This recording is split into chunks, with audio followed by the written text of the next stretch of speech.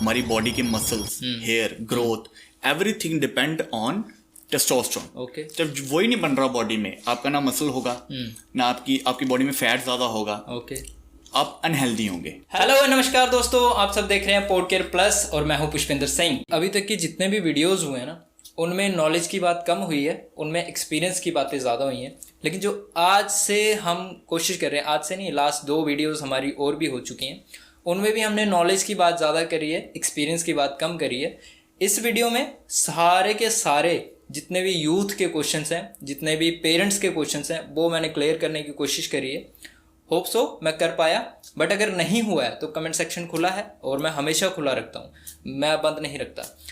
Subscribe button भी आपको कहीं ना कहीं दिख रहा होगा, उसे भी दबा लिया करो, नोटिफिकेशन मिल जाती है, उससे ज़्यादा बेनिफिट है आपके लिए, ऐसी वीडियोस मिस नहीं करोगे। आज हमारे साथ हैं मोहित परवाना सर।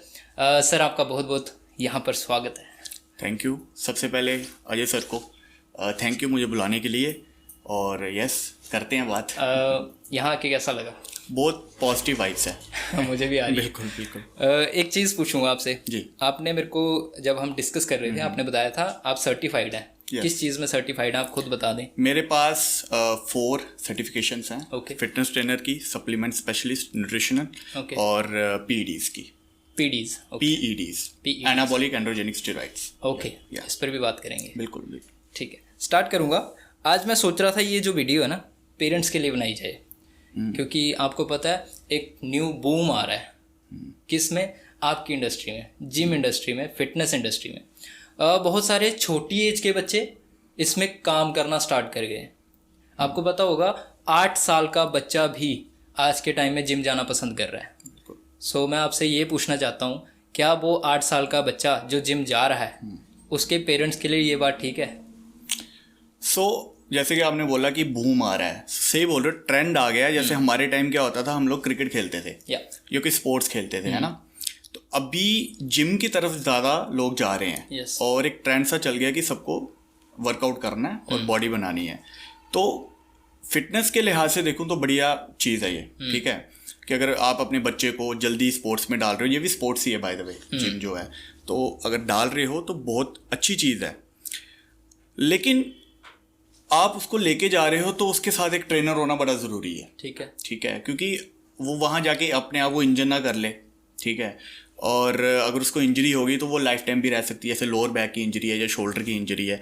तो अगर ट्रेनर होगा तो उसकी देख रेख में करेगा तो बढ़िया रहेगा। तो ऐसा कुछ नहीं है कि वो एक एज होती है। आई थिंक अगर 8 साल में भी आप देख रहे हो, काफ़ी सारी रील्स वायरल होती हैं, बच्चे जा रहे हैं जिम, फिटनेस पे ध्यान दे रहे हैं, बहुत अच्छी चीज़ है। बस शर्त ये है कि उसके पास एक ट्रेनर होना चाहिए जो उसको अच्छे से गाइड करे। ट्रेनर और बेस्ट ट्रेनर, हाँ, सर्टिफाइड हो, जिसको नॉलेज हो और जो उसको इंजरी फ्री ट्रेनिंग करवा सके, ठीक है। सो उससे एक ना पैटर्न बनेगा बच्चे का कि वो अपनी न्यूट्रिशन पे भी ध्यान देगा बचपन से, है ना। जब उसकी न्यूट्रिशन अच्छी होगी तो उसकी ग्रोथ भी अच्छी होगी। सो इसमें एक और चीज़ ऐड कर देता हूँ कि हाइट वाला फैक्टर नहीं होता। मैं क्लियर कर दूँ सबको, जिम जाने से हाइट नहीं रुकती, इट्स जेनेटिक्स। ठीक है, आप जिम जाओ नहीं जाओ, जितनी आपकी जेनेटिक्स में हाइट होगी, हाँ आप उसको बूस्ट कर सकते हो अच्छी न्यूट्रिशन से, अच्छी एक्सरसाइज से, ठीक है। तो हाइट का कोई लेना देना नहीं है। तो अगर आपका बच्चा बोल रहा है, उसको इंटरेस्ट है, तो आई थिंक आपको उसको सपोर्ट करना चाहिए, ये मेरा मानना है। ओके, सो जैसे आपने हाइट की बात करी, न्यूट्रिशन की बात करी, इसी पे आने वाला हूँ मैं। एक छोटा बच्चा जो 8 साल में आप कह रहे हैं जिम उसके लिए ओके है, जा सकता है वो एक अच्छे ट्रेनर के बीच में। ओके, क्या खाना चाहिए, क्या नहीं खाना चाहिए, ये बहुत बड़ा सवाल है पेरेंट्स की तरफ से। बिल्कुल, क्योंकि जब भी बच्चा जिम जाता है ना, उसके 1-2 साल के बाद ही अगर वो एक्टिव रहे तो जो जिम ट्रेनर हैं या कोचेज हैं वो उनको प्रोटीन पर और सप्लीमेंट्स पर डाल देते हैं। पेरेंट्स का ये डर है कि उस वजह से उनके बच्चों की हेल्थ जो है ख़राब हो सकती है। ये थोड़ा क्लियर करें। आपके कहने का मतलब है कि सप्लीमेंट्स वगैरह जो कंज्यूम करते हैं छोटी एज में बच्चे, तो उनके लिए ये प्रॉब्लम है। तो आपको पहले ना समझना होगा कि क्या खाना चाहिए, पहले मैं वो बता देता हूँ, ठीक है। उसको एक अच्छी हेल्दी डाइट खानी चाहिए, ठीक है।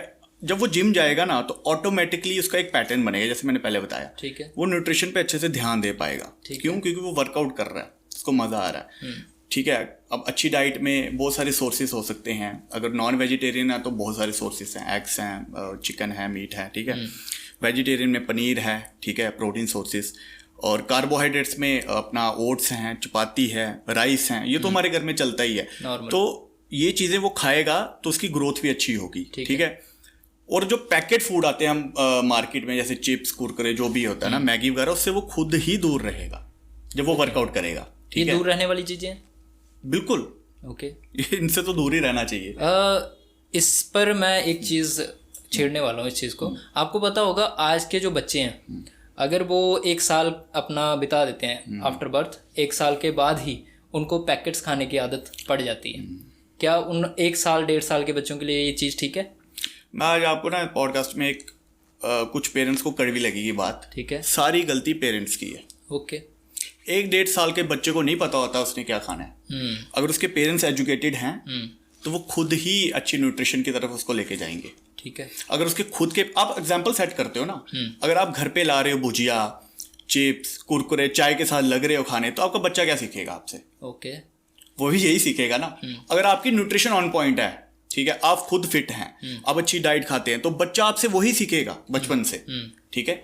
तो आप उसकी इंस्पिरेशन बने, उसको बाहर जाने की जरूरत नहीं पड़नी चाहिए कि यार मुझे इंस्पिरेशन ढूंढनी है, मैं क्या डाइट खाऊं। आप जो पेरेंट्स हैं मैं उनकी बात कर रहा हूं, आप खुद इंस्पिरेशन बने और एक अच्छा पैटर्न फॉलो करें, खुद भी वर्कआउट करें, खुद पे ध्यान देंगे, तो आपका बच्चा ऑटोमेटिकली जैसे आप चल रहे हो वैसा चलेगा। अगर आपका लाइफस्टाइल खराब है, मैं गारंटी से बोल सकता हूं मोस्ट प्रोबेबली आपके बच्चे का भी बचपन से लाइफस्टाइल खराब होगा ही होगा। ये तो आपने बताया कि पेरेंट्स की गलती है, लेकिन चिप्स एंड ऐसी चीजें जो भी हैं, ये पैकेट्स की चीजें क्यों नहीं खानी चाहिए, ये जरा क्लियर करें।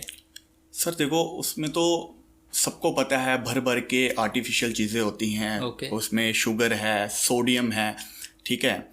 और वो आप जब उसको फ्राई करते हैं, ठीक है, आपको क्या पता वो कौन से तेल में फ्राई कर रहे हैं, उसको बार बार फ्राई कर रहे हैं, तो वो आपकी हेल्थ के लिए, और मेन बात है वो आपको कोई न्यूट्रिशन प्रोवाइड नहीं कर रही, ठीक है। आप खाना स्वाद के लिए मत खाओ, ठीक है। आई नो ये थोड़ा टफ हो सकता है, ठीक है, बट मेरी जो थ्योरी है, जो मेरे घर पे भी यही चलती है, मेरी वाइफ की, मेरी मॉम की, हम खाना फ्यूल के लिए खाते हैं, ओके, ठीक है, न्यूट्रिशन के लिए खाते हैं, हम स्वाद के लिए नहीं खाते। आप अच्छी जो डाइट होती है उसको भी टेस्टी बना सकते हो। अगेन पेरेंट्स पे डिपेंड करता है। तो आपको चिप्स, कुरकुरे इनकी तलब ही नहीं होगी, ये गंद खाने का आपको मन ही नहीं करेगा। आप अगर घर पे अब जैसे एयर फ्रायर का टाइम चल रहा है, ठीक है, घर पे ही आप चिप्स बना लें आलू की, एयर फ्राई करके, ठीक है, और उसमें तेल जो है ना के बराबर यूज होगा, अब घर पे वो खिला दें, आपको पैकेट खिलाने की क्या जरूरत है। आप एग्जाम्पल सेट करें ना, मेन चीज है पेरेंट्स की। अपब्रिंगिंग कैसे कर रहे हो, उसको संस्कार तो आपने देने हैं, वो एक पहलू। अगर आप फिटनेस की तरफ बात कर रहे हो तो आपको एक एग्जाम्पल सेट करनी पड़ेगी, देख बेटा मैं ये खाता हूं, तो आपका बेटा या बेटी जो भी होगा वही सीखेगा। बट अगर आप खुद चाय के साथ भुजिया खा रहे हैं, ठीक है, तो वो क्या सीखेगा? मिठाइयाँ खा रहे हैं, वो कहेगा मेरे पापा खाते हैं, मम्मी खाती हैं, मैं भी यही खाता हूँ। क्या बात है, ये क्लियर हुआ। दोबारा आ जाते हैं थोड़ा यंगर्स पे। तो कितनी शुगर एक बहुत बड़ा कॉन्सेप्ट है। कितनी शुगर उन बच्चों को लेनी चाहिए जो फिटनेस पे ध्यान दे रहे हैं पर डे? देखो, शुगर मैं अच्छे से क्लैरिफाई करता हूँ, ठीक है। 2 तरह के लोग हैं मार्केट में, आप देखते होंगे पॉडकास्ट आ रही है, बहुत सारे लोग बोलते हैं, या तो बोल देंगे शुगर बहुत खराब है, या तो वो लोग हैं जो दबा के शुगर खा रहे हैं, कहते कुछ नहीं होता। या एक बीच का पहलू होता है। अगर एथलीट हो आपकी फिजिकल एक्टिविटी बहुत ज़्यादा है, आप दिन में 1 घंटा 1.5 घंटा वर्कआउट कर रहे हैं, कार्डियो कर रहे हैं 1 घंटा, या आप मजदूर हैं फॉर एग्जांपल, आपको क्या लगता है वो बिना शुगर के सर्वाइव कर सकता है? हाँ, ये पॉसिबल नहीं है। और अगर कोई हाइपोग्लाइसेमिया का पेशेंट है जिसकी शुगर लो रहती है, उसके लिए तो शुगर ज़रूरी होगी ना। तो आप पॉडकास्ट में कैसे बोल सकते हैं शुगर बैड है? ओके, ये चीज़ लोगों को समझ नहीं होगी कि शुगर जो है अगर आप मॉडरेशन में कंज्यूम करते हैं, ठीक है, तो वो सही है। अगर आप एथलीट हैं तो आपके लिए शुगर ज़रूरी है इनफैक्ट, ओके, ठीक है। बट अगर आपका लाइफस्टाइल है पूरे दिन घर पे बैठे हैं, कुछ नहीं कर रहे, ऑफिस वर्क भी घर से है, और चाय में भी 3-3 चम्मच डाल रहे हैं, उसके बाद मिठाई भी खा रहे हैं, तो डेफिनेटली आपको बीमारियां होंगी। वो वहाँ आपको देखना पड़ेगा, ठीक है। तो शुगर की मॉडरेशन इंपॉर्टेंट है। आपको समझना होगा आपका लाइफस्टाइल क्या है, उसके अकॉर्डिंग शुगर यूज की जाती है। जैसे मैं अपनी बात कर लूँ, बीइंग एथलीट, मैं शुगर कंज्यूम करता हूँ, ठीक है, डेली की 15 से 20 से 25 ग्राम भी चली जाती है कभी कभी। 25 ग्राम? हाँ, ओके। लेकिन मेरा एक्टिव लाइफस्टाइल है, मैं वर्कआउट करता हूँ डेली। सुबह उठते ही पहला मेरा काम होता है 45 मिनट्स कार्डियो, ठीक है, घर पे ट्रेडमिल है, ठीक है। उसके बाद फिर शाम को मेरा वर्कआउट भी होता है, फिर मेरे को जिम में भी मेरे कुछ पर्सन ट्रेनिंग के क्लाइंट है, उनको भी ट्रेनिंग देनी है, ठीक है। फिर मेरा ऑनलाइन वर्क भी होता है, तो मेरे लिए शुगर वो यूटिलाइज हो रही है। अगर मेरा लाइफस्टाइल ये है कि पूरे दिन बैठे रहना है और दबा के बाकी चीजें भी खा रहा हूँ जिसमें शुगर, क्योंकि शुगर हर चीज में है, आप ब्रेड लेके आएंगे उसमें है, बिस्किट लाएंगे उसमें है, मतलब आप अवॉइड नहीं कर सकते बेसिकली। जब आप चपाती खा रहे हैं ना, ठीक है, वो भी कार्बोहाइड्रेट है, वो भी आपका इंसुलिन स्पाइक करेगी। राइस खा रहे हैं वो भी स्पाइक करेगी, ओके। खाली शुगर आपका इंसुलिन स्पाइक नहीं करती है। आप इसमें थोड़ा मैं, अगर आप इजाजत दें तो ज्यादा मैं एक्सप्लेन कर दूं, ठीक है। अब डायबिटीज के कुछ पेशेंट हैं, उनका क्या मानना होता है, अच्छा हमने चावल बंद कर दिए हैं, ठीक है, रोटियां दबा के खा रहे हैं, ठीक है, कोई फर्क नहीं पड़ रहा, आपकी इंसुलिन उतना ही स्पाइक हो रहा है, आप उतनी ही वर्स्ट कंडीशन में जा रहे हैं। ओके। आपने चावल बंद करके 4 रोटियां खाना स्टार्ट कर दी, कोई फर्क नहीं आया। आप अपनी ब्लड शुगर चेक करें, उतनी ही आएगी रीडिंग। ओके। तो ये चीज लोगों को समझ नहीं होगी। अगर आप डायबिटीज के पेशेंट हैं तो आपको चीजें मॉडरेशन में करनी पड़ेगी और एक्टिविटी लेवल को बढ़ाना पड़ेगा, ताकि आपके जो है शुगर यूटिलाइज हो सके बॉडी में, ठीक है, ठीक है। बंद नहीं करनी, मॉडरेशन में कर दो, एक्टिविटी लेवल को बढ़ा दो। एक हमारा फ्रेंड है, उसकी एज अराउंड 17 होगी, वो शुगर टोटली बंद कर चुका है, जो आम शुगर हम घर में यूज करते हैं, टोटली बंद कर वाइट शुगर, या तो उसको हम कैसे समझाएं कि उसके लिए ज़रूरी है ये? और उसकी हाइट काफ़ी अच्छी है, इवन वो जिम जाता है और काफ़ी उसने अपने आप को फिट रखा है। तो बेसिकली वो जो वाइट शुगर है उसको उसने बंद कर दिया, टोटली बंद कर दिया, बट कार्बोहाइड्रेट्स तो वो खा ही रहा होगा, तो इनडायरेक्ट उसको शुगर कहीं ना कहीं से तो मिल ही रही है। बस अगर व्हाइट शुगर वो बंद कर भी रहा है तो कोई दिक्कत नहीं है, ठीक है। उसका अब नहीं है मान, उसका लाइफस्टाइल वैसा होगा, वो नहीं कंज्यूम करना चाहता, टोटली ओके, ठीक है। बट कार्बोहाइड्रेट्स वो खा रहा है तो वहां से उसको एनर्जी मिल जाएगी, ठीक है, ठीक है। सो उसमें कोई दिक्कत वाली बात नहीं है, अपनी अपनी प्रेफरेंस है। ओके, या ये तो हो गई पेरेंट्स की बात। अब करते हैं बच्चों की बात और थोड़े से टीनेजर्स की बात करते हैं।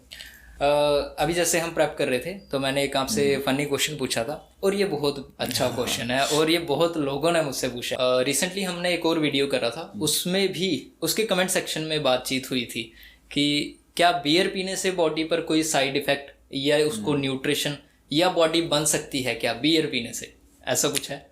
नहीं, ऐसा कुछ नहीं होता कि बियर पीने से बॉडी बनती है। उसमें कुछ मिनरल्स होते हैं, आपको ये जानना होगा, लाइक पोटेशियम होता है उसमें, ठीक है, कुछ मिनरल्स मिलते हैं, बट दैट डजंट मीन कि आप बियर पीना स्टार्ट कर दें।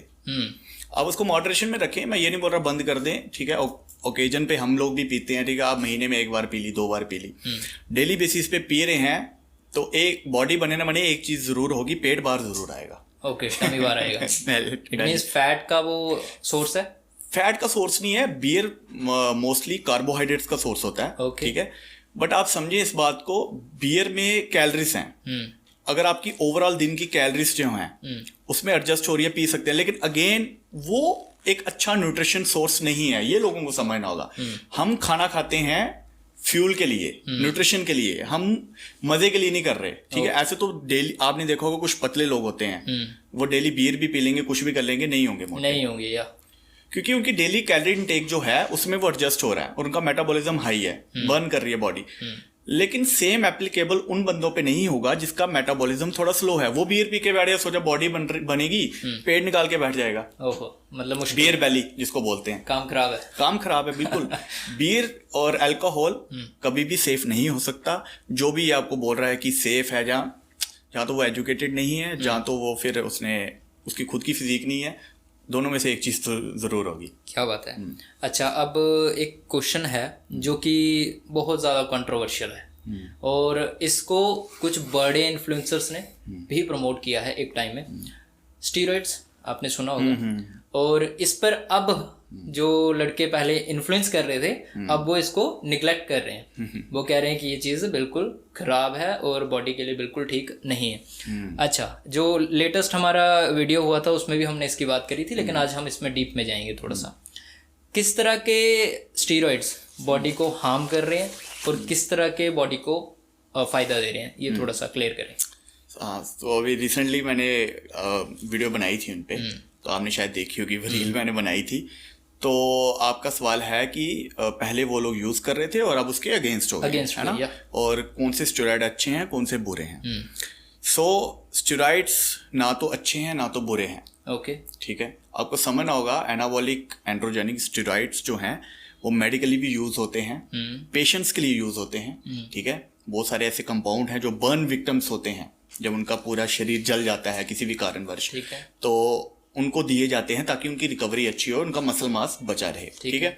फिर हमारे आजकल जो ट्रेंड चल रहा है, और फॉरेन में तो वो ट्रेंड काफ़ी टाइम से अब इंडिया में भी आना स्टार्ट हुआ है, आपने देखा होगा छोटी एज से लोगों को टेस्टोस्टेरोन की प्रॉब्लम है यंग एज में, है ना। वो किसी भी बाय जेनेटिक्स भी हो सकता है और आपके लाइफस्टाइल की वजह से भी हो सकता है। अगर आपने सब कुछ आयुर्वेदिक ये वो सब कुछ करके देख लिया है और आपका टेस्टोस्टेरोन फिर भी नहीं आ रहा, रेंज में नहीं आ रहा, और आपको पता होना चाहिए टेस्टोस्टेरोन हमारी बॉडी का सबसे मेन डोमिनेंट हार्मोन है। Without testosterone male body is nothing, क्योंकि अगर आपके पास टेस्टोस्टेरोन नहीं है आप मेल कहलाने लायक नहीं है, ठीक है। क्योंकि हमारा जैसे फीमेल्स में एस्ट्रोजन होता है, ठीक है, उनका मेन हार्मोन, हमारे बॉडी में टेस्टोस्टेरोन मेन हार्मोन है, ठीक है। तो अब लाइफस्टाइल की वजह से अगर आपका टेस्टोस्टेरोन कम है तो आप सबसे पहले क्या करें, स्लीप लें अच्छी, जो मोस्टली आजकल का यूथ नहीं लेता, ठीक है। 7 से 8 घंटे की स्लीप लें और कुछ सप्लीमेंट्स ऐड कर सकते हैं, ZMA, मैग्नीशियम वगैरह, ठीक है। अश्वगंधा रूट जो आपका कॉर्टिसोल कम करेगा, इनडायरेक्ट वे में आपका करेगा। फिर भी अगर आपका टेस्टोस्टेरोन नहीं हो रहा, फिर आती है testosterone replacement therapy. Therapy, yes, it's a therapy. Again उसको हम बोलते हैं एनाबॉलिक एंड्रोजेनिक स्टेरॉइड, ये स्टेरॉइड्स में आती है, बिल्कुल। टेस्टोस्टेरोन रिप्लेसमेंट थेरेपी जिसको हम बोलते हैं TRT या हार्मोन रिप्लेसमेंट थेरेपी, HRT। फिर डॉक्टर के पास आपको जाना होगा, वो आपको प्रिस्क्राइब करेगा कितने अमाउंट में आपकी बॉडी को जरूरत है, ठीक है। अगेन मैं बोल रहा हूँ ये लास्ट आपके पास ऑप्शन है। पहले आपने सारे सोर्सेज देख लिए, आपका नहीं हुआ किसी भी कारणवश, जो आपकी जेनेटिक्स में नहीं था, ठीक है, ये लास्ट ऑप्शन है। तो आप देख रहे हो ये मेडिकल में भी यूज होता है, ठीक है। तो ये बुरा तो नहीं हुआ, लेकिन वो कुछ अमाउंट में देगा डॉक्टर आपको। अब जिम वाले जो लड़के हैं वो कितनी अमाउंट में लेंगे, वो उसको भर भर के लेंगे। आपके ट्रेनर ने आपको बोला भाई तू हफ्ते का इतना लगा ले। अब मैं अमाउंट नहीं बोलने वाला वीडियो में, क्योंकि लड़के उठा के यूज करना स्टार्ट कर देंगे, तो वो आपको साइड इफेक्ट्स देगा। बहुत तरह तरह के साइड इफेक्ट्स होंगे जो लाइफ टाइम भी हो सकते हैं, और जो कि अगेन आपको मैं वही बोल रहा हूँ देख रेख में करें। आप जिस स्टीरॉयड की बात कर रहे थे टेस्टोस्टेरोन लेवल के लिए, क्या उस ही स्टीरॉयड से बॉडी में ग्रोथ आती है, आप ये कहना चाह रहे हैं? मैं आपको वही बता रहा हूँ। मैंने आपको सबसे पहले बोला सबसे मेन हार्मोन हमारी बॉडी का क्या है, टेस्टोस्टेरोन, समझ गए, ठीक है। हमारी बॉडी के muscles, hair growth, everything depend on testosterone. जब वही नहीं बन रहा बॉडी में, आपका ना मसल होगा ना आपकी बॉडी में फैट ज्यादा होगा, आप अनहेल्दी होंगे, ठीक है। आपकी सेक्स ड्राइव नहीं होगी, लिबिडो नहीं होगा, आपकी सेक्सुअल जो लाइफ है वो खराब हो जाएगी। वहीं पे जब हम टेस्टोस्टेरोन रिप्लेसमेंट थेरेपी डाल रहे हैं तो वो आपकी लाइफ को रिवाइव कर रहा है, आपकी लाइफ को अच्छा कर रहा है, ठीक है। क्यों? क्योंकि आपकी कंडीशन है, आपको मेडिकल कंडीशन है। लेकिन जो जिम जा रहे हैं, जो बॉडी बिल्डिंग के लिए यूज कर, उनको मेडिकल कंडीशन तो कोई नहीं है। वो आप अननेचुरल वे में ज्यादा मसल मास बनाने के लिए ले रहे हैं, ठीक है, जो कि एक स्पोर्ट्स की डिमांड है। मैं डिनाई नहीं करूंगा आपकी पॉडकास्ट पे, वो बॉडी बिल्डिंग अगर आप प्रोफेशनली करनी है, बीइंग एजुकेटर एंड कोच, तो मैं लोगों को एजुकेट करता हूं, आपकी डिमांड है। लेकिन कितने पीरियड ऑफ टाइम यूज करना है, कब बंद करना है, किस तरह उसको छोड़ना है, ये सारा आपके कोच पे डिपेंड करता है, और आप किससे कोचिंग ले रहे हैं, ठीक है। तो उसको सही तरीका होता है, उसके साथ प्रिकॉशंस भी चलते हैं, ठीक है। ऐसा नहीं है कि आपने मुंह उठा के ले लिया और मसल बन जाएगी, नहीं, मसल बनने की जगह उल्टा हार्म करेगा आपको।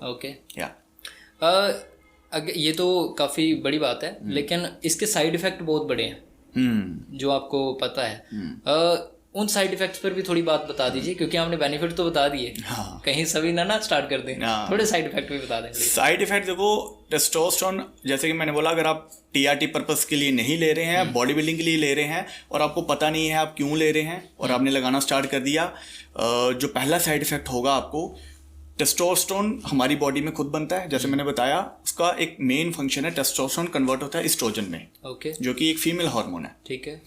हमारी बॉडी भगवान ने बड़े प्यारे तरीके से बनाई है, सब कुछ डाला है, सब कुछ डाला है उसने। टेस्टोस्टेरोन इतना डाला है कि इतना बने कि एस्ट्रोजन एक लिमिट में बने।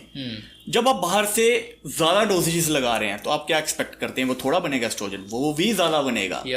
अगर टेस्टोस्टेरोन ज्यादा आ रहा है, एस्ट्रोजन की मात्रा भी बढ़ेगी, ठीक है।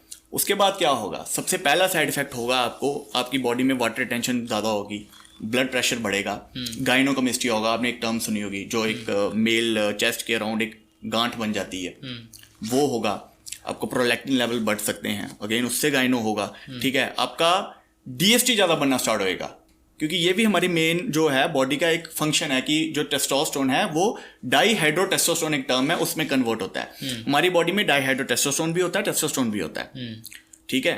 अब डाईहाइड्रोटेस्टोस्टेरोन जो है वो ज़्यादा बनेगा तो क्या होगा, आपका हेयर फॉल होगा। ओके, ये भी डीएसटी बनेगा, पढ़ा हुआ है। सबसे ज़्यादा आपका हेयर फॉल होगा, ठीक है। आपकी अपनी बॉडी का टेस्टोस्टेरोन, अब ये आप जो व्यूअर्स देख रहे हैं ध्यान से सुनना, अपनी बॉडी का टेस्टोस्टेरोन बनना बंद हो जाएगा। ओके, अब वो क्यों होगा मैं बताता हूं। जब आप बाहर से टेस्टोस्टेरोन डाल रहे हैं ना, बॉडी को क्या लग रहा है, यार बाहर से तो आ रहा है, मैं क्यों बनाऊं, हमें बनाने की जरूरत ही नहीं है। चलो 1 महीने तक आपने डाला, बॉडी को तब तक इतना शौक नहीं लगा। 2 महीने डाला, 3 महीने डाला, 4 महीने डाला, बॉडी अपना बनाना बंद कर देगी। ओके, अब क्या हुआ, आपने बाहर से भी डाल लिया, आपको पता नहीं था कितने अमाउंट डालनी है, अपनी बॉडी का भी बंद हो गया। तो जब आपने बंद किया बाहर से भी डालना, ना आपकी खुद की बॉडी का है ना बाहर से डाल रहे हैं, तो क्या होगा, विड्रॉल साइड इफेक्ट्स। आपका जितना भी मसल गेन हुआ था वो सारा जाएगा, सब टोटली डेड।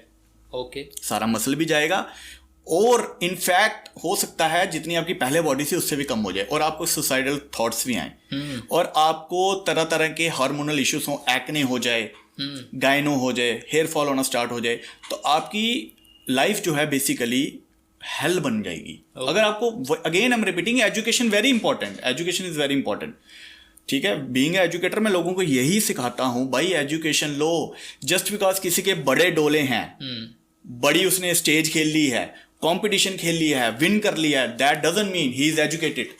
हो सकता है उसने अपने कोच के कहने पे सब कुछ लगा के बॉडी बना के स्टेज खेल लिया और मेडल ले आया हो, बट क्या उसके पास वो सर्टिफिकेशन है, क्या उसके पास वो एजुकेशन है, सालों की रिसर्च है, क्योंकि इसकी रिसर्च में आपको टाइम लगता है, ये आपको डॉक्टर भी नहीं सिखाते।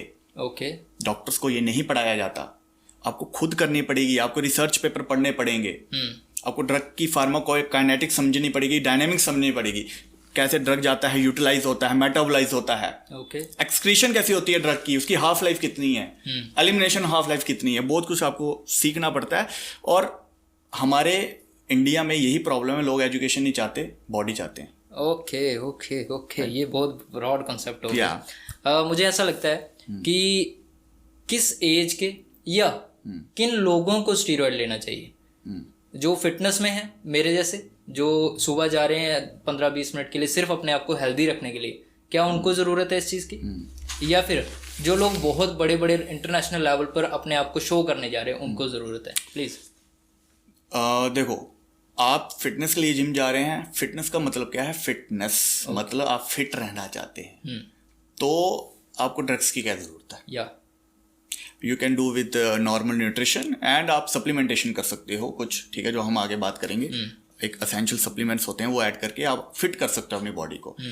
आपको मसल मास बढ़ाना है नॉर्मल लेवल से ज़्यादा, एस्थेटिक लुक चाहिए, और आपको स्टेज खेलनी है, देन उन लोगों के लिए। लेकिन आपको देखो, बात वहीं पे आती है, 20 की एज में आपको कैसे पता कि आप आगे इसमें करियर बनाएंगे।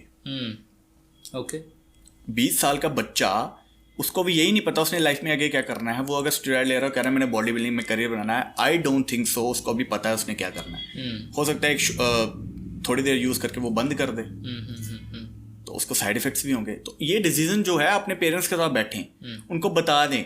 इसलिए मैं बोलता हूँ एजुकेशन इंपॉर्टेंट है, आप पेरेंट्स के साथ ओपन रहें। अगर आप यूज करने भी वाले हैं, आप बता दें। अनफॉर्चुनेटली क्या होता है, बच्चा अपने पेरेंट्स को नहीं बताता, वो जाके कोच को बोलता है, और कोच का काम है पैसे कमाना। वो भी अपनी जगह गलत नहीं है, उसने भी अपना घर चलाना है, वो देगा।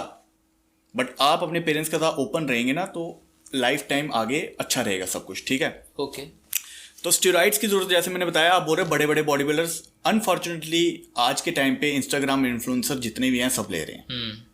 तो बॉडी बिल्डिंग में तो ये छोड़ दो कि अब रह गया, आजकल नॉर्मल फिटनेस में भी ले रहे हैं, जो कि नहीं है सही।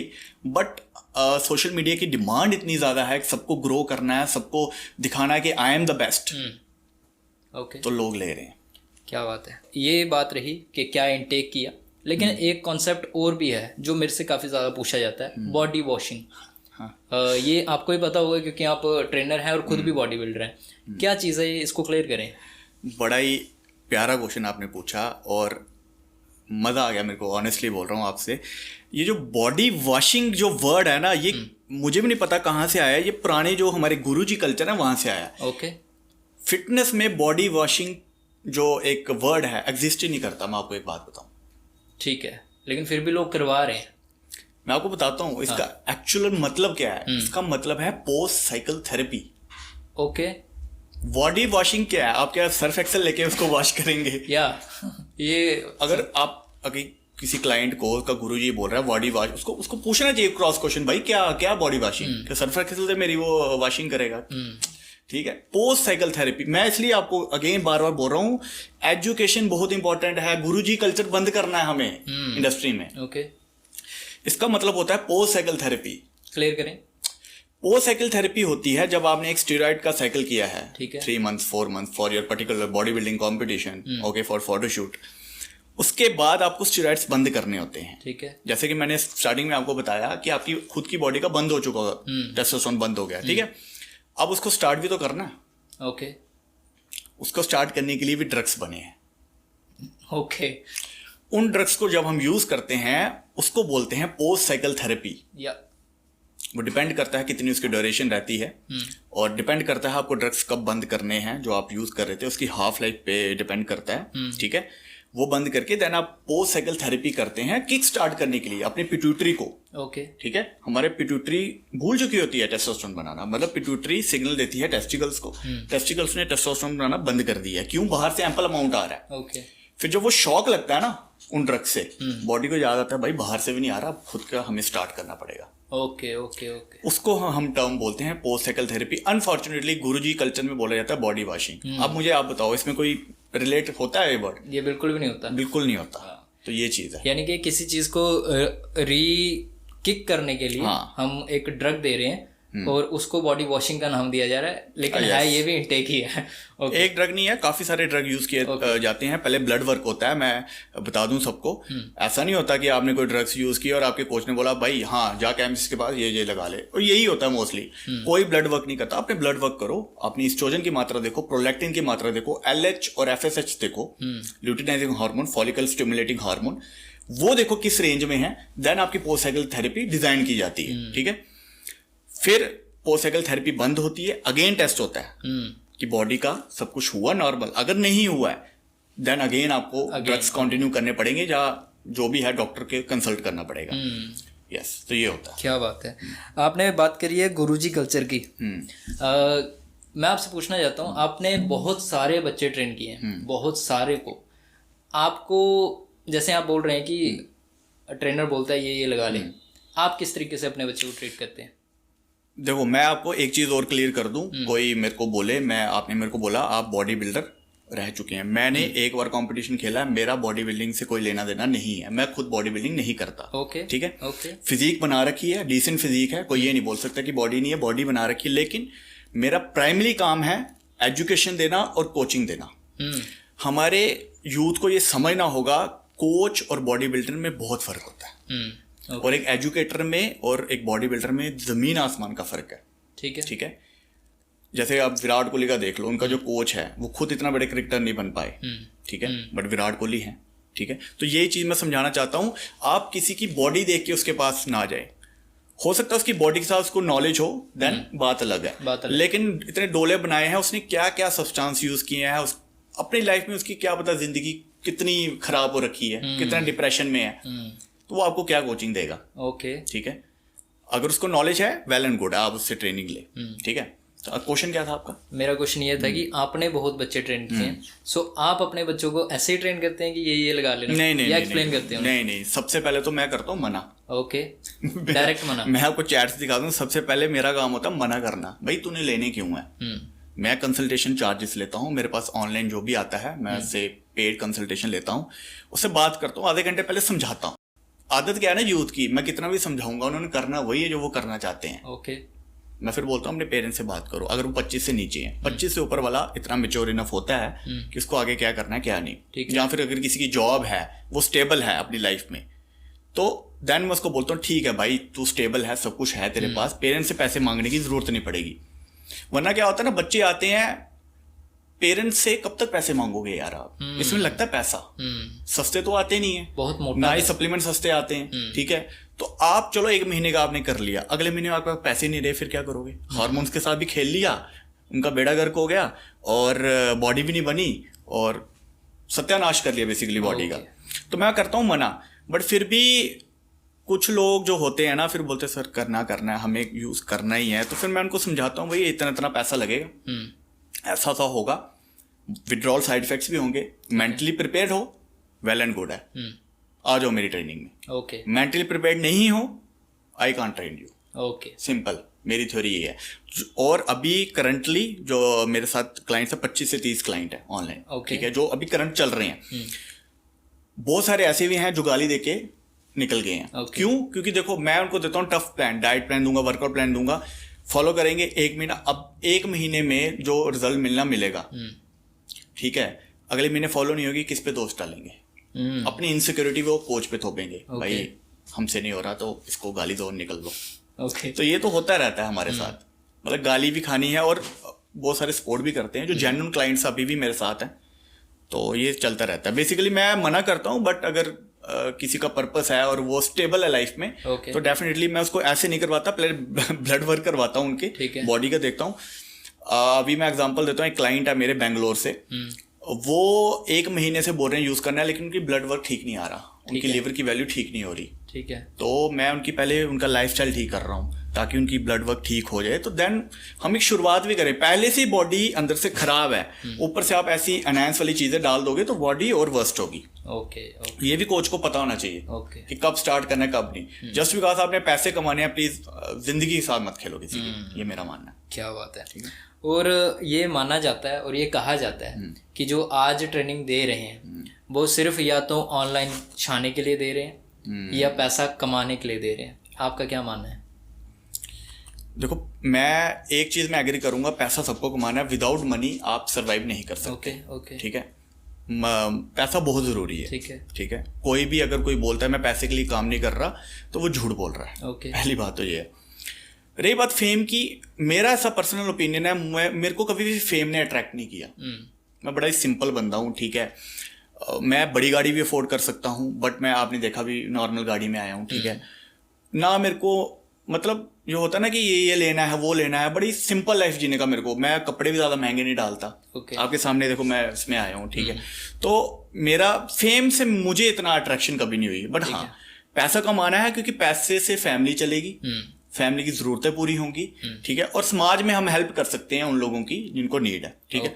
बट फेम ने मुझे कभी अट्रैक्ट नहीं किया। जो लोग कर रहे हैं ठीक है, अपना अपना ओपिनियन है, मैं किसी को क्या ही बोल सकता हूँ। क्या बात है। तो सर मैक्सिमम बातें हो गई, मैक्सिमम आंसर मेरे को मिल गए, और मेरे को ये भी पता चल गया कि स्टीरॉइड्स कितने बुरे हैं और कितने अच्छे हैं, किसके लिए बेनिफिशियल है, किसके लिए साइड इफेक्ट्स हैं इसके।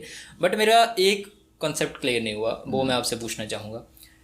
प्रोटीन, क्रेटीन, इस तरीके के बहुत सारे सप्लीमेंट्स जो जिम वाले देते हैं अपने जो न्यू ट्रेनी, क्या ये भी कहीं ना कहीं लॉस करेंगे बॉडी में कि सिर्फ बेनिफिट के लिए? ठीक है, तो सप्लीमेंट पहले हमें समझना होगा। जो वर्ड है ना सप्लीमेंट, क्या है? सप्लीमेंट मतलब डाइट का ऑल्टरनेटिव। अगर कोई चीज़ डाइट से पूरी नहीं हो रही तो हम उसको सप्लीमेंट फॉर्म में ले रहे हैं, तो ये भी फूड का ही सोर्सेस है।